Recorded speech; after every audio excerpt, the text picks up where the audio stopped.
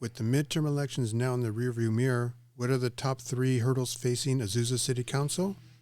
Coming up next on Foothill Community Network.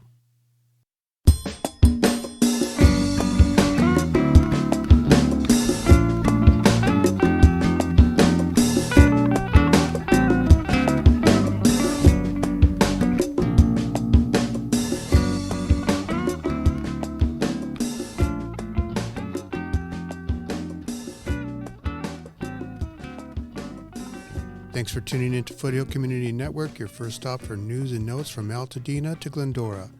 I'm your host, Mark Caro. Please like, share, comment, and subscribe. Okay, let's get started.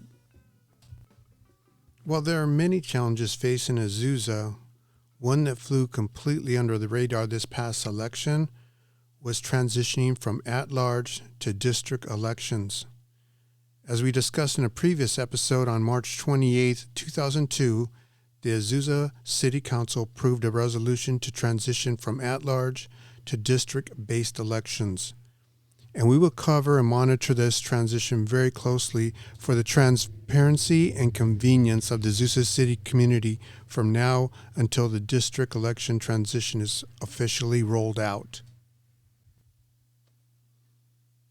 So in order to cover what's going to be needed to transition from the at-large to district-based elections, we're going to go ahead and read the steps, and this is directly from the March 28th resolution that was passed by the City Council.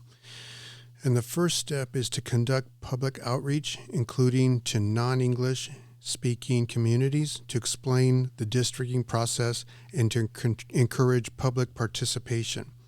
So that would be the first thing we'd be looking for as we monitor the progress of this resolution.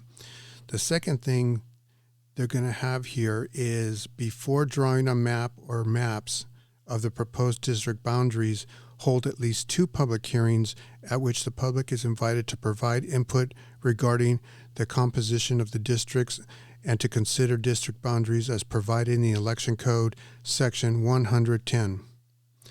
The third step, after drawing a draft map or maps, publish a draft or maps and the potential sequence of the district elections, and hold at least 2 public hearings at which the public is invited to provide input regarding the content of the draft map or maps and the proposed sequence of election, and hold a public hearing in which the City Council will consider and adopt an ordinance establishing district elections, including the adoption of a district boundary map and the sequence of district elections. Finally, once they go through all of that, they'll meet to sign it off.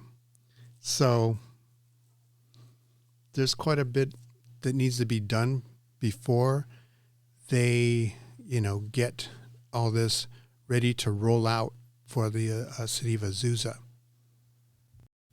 So again, the first step that we'll be looking at is for the public outreach invitation.